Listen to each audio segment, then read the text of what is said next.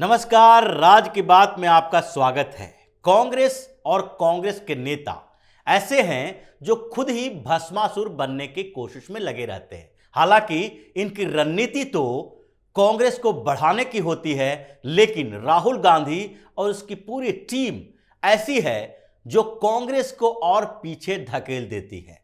कुछ इसी तरह की स्थिति पिछले 2 दिनों से कांग्रेस में चल रही है। कांग्रेस और राहुल गांधी को दोहरा झटका लगा है इस बात को लेकर कि जो मुद्दा वो उठाने की कोशिश करते हैं उस मुद्दे में ही वो मात खा जाते हैं। पिछले दिनों भारत जोड़ो यात्रा को लेकर सरकार ने गाइडलाइन जारी किया। स्वास्थ्य मंत्री ने चिट्ठी लिखी, राहुल गांधी को रिक्वेस्ट भेजा कि आप भारत जोड़ो यात्रा स्थगित कर सकते हैं और अगर स्थगित नहीं करना चाहते हैं तो कोरोना गाइडलाइन का पालन करें। लेकिन कांग्रेस तो उस समय उछल कूद कर इसे भारत जोड़ो यात्रा पर ब्रेक लगाने की बात कहने लगी। लेकिन जैसे ही दिल्ली में घुसी उसके बाद भीड़ भाड़ हुई, हंगामा हुआ और साथ में 2 तरह के मसले कांग्रेस ने उठाना शुरू कर दिया। पहला यह मसला था कि अभी जो 9 दिन का ब्रेक है उसमें राहुल गांधी को और बढ़ा चढ़ाकर कैसे पेश किया जाए, और इसके लिए जयराम रमेश ने ट्वीट किया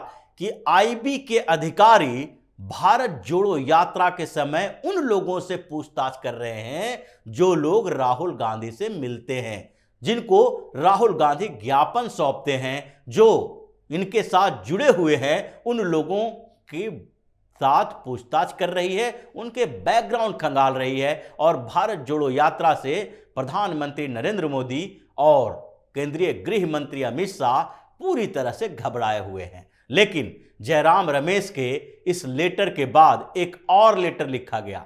वो लेटर था राहुल गांधी के टीम के सबसे अहम सदस्यों में से एक केसी वेणुगोपाल का, कांग्रेस के महासचिव, राहुल गांधी टीम के मेंबर, जिसके लिए राहुल गांधी ने पूरे राजस्थान कांग्रेस को बर्बाद कर दिया, जिनको राज्यसभा भेजने के लिए राजस्थान के नेताओं को इग्नोर किया और केसी वेणुगोपाल को राज्यसभा में एंट्री करवाई। वही केसी वेणुगोपाल एक नए तरीके के मुद्दे के साथ सामने आए और उन्होंने कांग्रेस की तरफ से एक लेटर केंद्रीय गृह मंत्री अमित शाह को लिखा।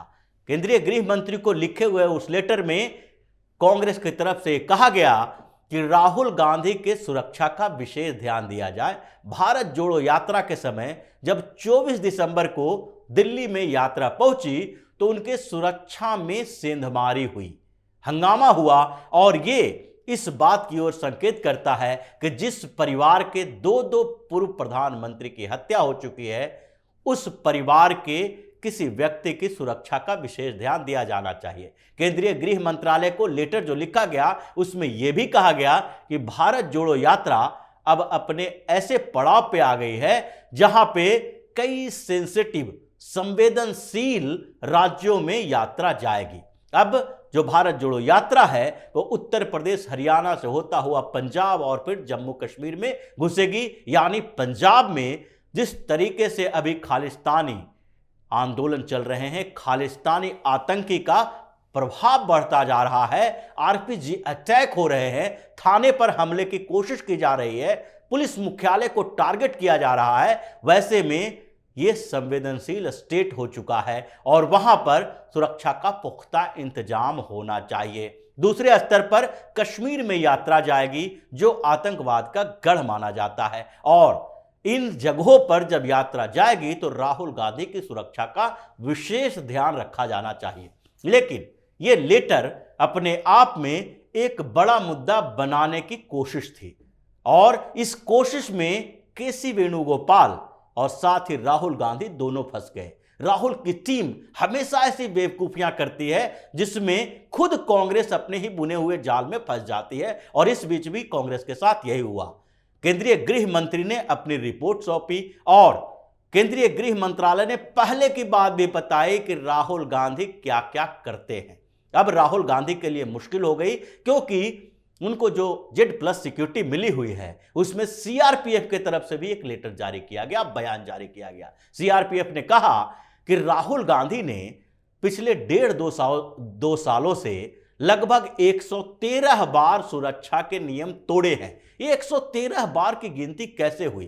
क्योंकि हर बार जब राहुल गांधी सुरक्षा को तोड़ते थे, उस घेरे को तोड़ते थे, तो उनके सुरक्षा में लगे अधिकारी और जवान इसकी सूचना अपने कमांडेंट को देते हैं, सीआरपीएफ को देते हैं, और सीआरपीएफ से ये रिपोर्ट केंद्रीय गृह मंत्रालय को जाती है, क्योंकि पारा मिलिट्री फोर्सेस केंद्रीय गृह मंत्रालय के अंतर्गत आता है। तो ये सारी रिपोर्ट एक एक करके दी गई और उसकी काउंटिंग बताई गई कि 113 बार इन्होंने सुरक्षा के नियम को तोड़ा है। इसलिए इन नियमों को तोड़ने के लिए जिम्मेदारी कांग्रेस को लेनी पड़ेगी, और अगर केंद्रीय गृह मंत्रालय की तरफ से अनुमति मिलती है तो राहुल गांधी के ऊपर मुकदमा भी दर्ज किया जा सकता है। क्योंकि अगर आपको सरकार के तरफ से सुरक्षा मिली हुई है तो सुरक्षा के तोड़ना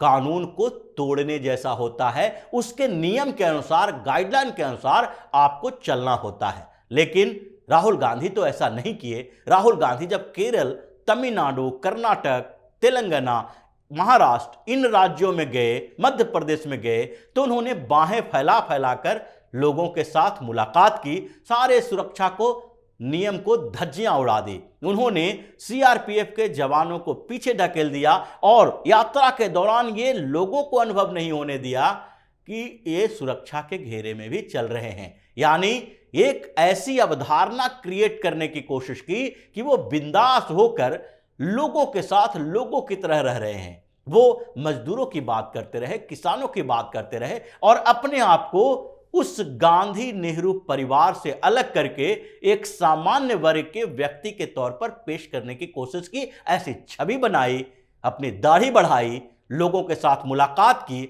भरी बारिश में, बारिश के समय भाषणबाजी की, अपनी छवि को पूरी तरह से बदलने की कोशिश की। लेकिन छवि जो एक बार बन चुकी है उसको बदलना इतना आसान नहीं होता है कि एक छोटे से परिवर्तन से वो पूरी की पूरी छवि बदल जाए। क्योंकि इस यात्रा के दौरान उन्होंने सुरक्षा नियम तो तोड़े ही, और साथ ही कई ऐसे बयान दिए, विवादित बयान दिए, जिसके कारण कांग्रेस की मुसीबतें बढ़ती गई।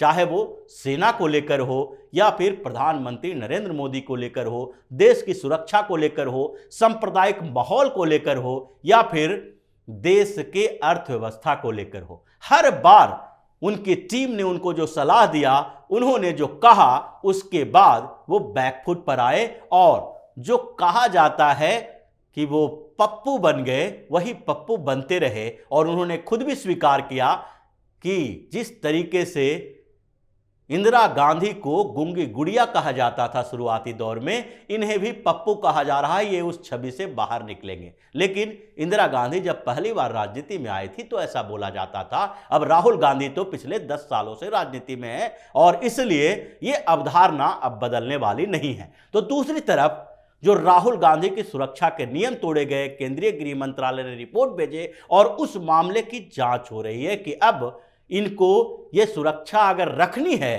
तो आगे से कोई भी नियम नहीं तोड़ा जाएगा, और कांग्रेस को ये जवाब केंद्रीय गृह मंत्रालय की तरफ से मिलेगा। दूसरी तरफ जो राहुल गांधी की यात्रा में सबसे बड़ा रोड़ा और कांग्रेस के आगे के भविष्य के पूरे प्लान को, इनकी यात्रा के उद्देश्य को खत्म कर दिया एक बयान ने, जो ए.के. एंटनी ने दिया। यह दूसरा झटका राहुल गांधी के लिए था, क्योंकि एंटनी साहब ने बोल दिया कि राहुल गांधी की यात्रा एक तरह से अल्पसंख्यकों को, मुस्लिमों को जोड़ने वाली यात्रा है।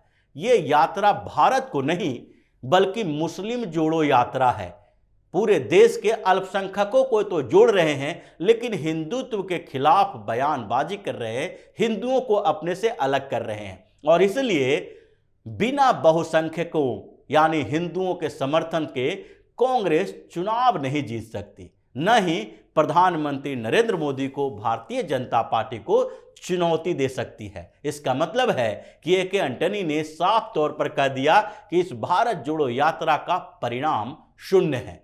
भले ही खड़गे बोलते रहें, भले ही राहुल गांधी के चहेते कई नेता गहलोत लेकर जो दूसरे और जयराम रमेश बार बार कह रहे हैं ये सारे के सारे नेता बोलते रहे, लेकिन ए.के. एंटनी ने साफ तौर पर इस बात से इनकार कर दिया और कह दिया कि ये मुस्लिम जोड़ो यात्रा से कांग्रेस को कोई फायदा नहीं होने वाला है, क्योंकि अगर कांग्रेस को फायदा होना होता तो उस यात्रा से उस तरीके की रणनीति से होता जिसमें न तो सॉफ्ट हिंदुत्व की जरूरत है और न ही इस्लामिक तुष्टीकरण की, मुस्लिम तुष्टीकरण की जरूरत है। क्योंकि 2014 में जब कांग्रेस की बुरी तरह हार हुई थी तो एक पैनल बना था, एक कमेटी बनी थी, उसकी कमेटी के हेड ए.के. एंटनी ही थे। उन्होंने उस पैनल के, उस कमेटी के लिए जो फैक्ट तैयार किए थे और कांग्रेस के हार के कारणों पर विचार किया था, उस समय भी उन्होंने कहा था कि कांग्रेस के हार के दो बड़े कारण हैं।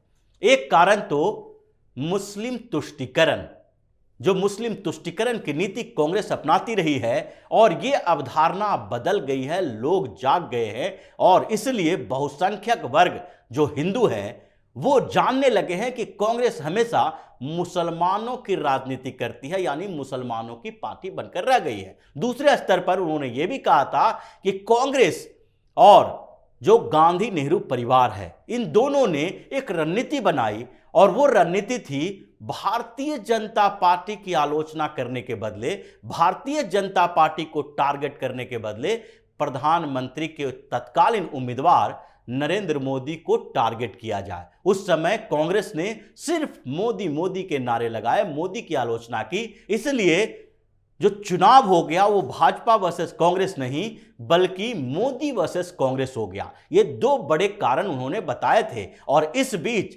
जब कांग्रेस स्थापना दिवस मनाया जा रहा था तो ए.के. एंटनी ने सबके सामने ये बात कही जिससे राहुल गांधी बिल्कुल शर्मा से गए। उन्हें लगने लगा कि उनके मुंह पर यह बातें कही जा रही है कि आपकी यात्रा जो है वो मुसलमानों के लिए है, हिंदुओं को आप बाहर करने की कोशिश कर रहे हैं। वही पुरानी धारणा है और वही पुरानी रणनीति है जो 2014 से 2022 तक एक ही तरीके की राजनीति कांग्रेस कर रही है, एक ही तरीके की बात कर रही है कि सांप्रदायिक माहौल है, पुराने एजेंडे हैं, देश का माहौल खराब हुआ है। अगर आप सांप्रदायिक माहौल खराब होने की बात करते हैं तो भी आप हिंदुओं को ही टारगेट करते हैं और यह कहना चाहते हैं कि मुस्लिम यहां पर बहुत अच्छे सुरक्षित तरीके से रह रहे हैं, वो शांत हैं और हिंदुओं के बीच ये भावना पैदा हो गई है कि मुसलमानों के खिलाफ आवाज उठाए, मोर्चा खोले, उससे गलत व्यवहार करे। इसलिए ये धारणाएं जो आपने कांग्रेस के लिए बनाई है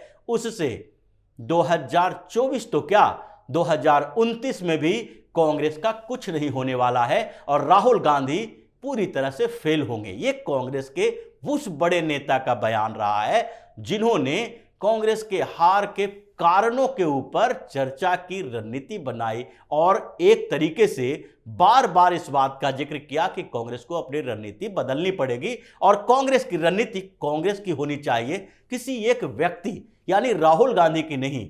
ये पूरी रणनीति कांग्रेस के नेता बनाएं और राहुल गांधी उसका पालन करें, न कि राहुल गांधी रणनीति बनाएं और कांग्रेस उसका पालन करे। तो एक तरीके से कांग्रेस को एक साथ दो बड़े झटके लगे। एक झटका तो सुरक्षा मामलों में राहुल गांधी पर अब मुकदमा दर्ज होने की बारी आ गई है। केंद्रीय गृह मंत्रालय पूरी तरह से एक्टिव है कि अगर अब राहुल गांधी इस लेटर के बाद यात्रा करते हैं तो वो अपनी मनमर्जी नहीं कर पाएंगे।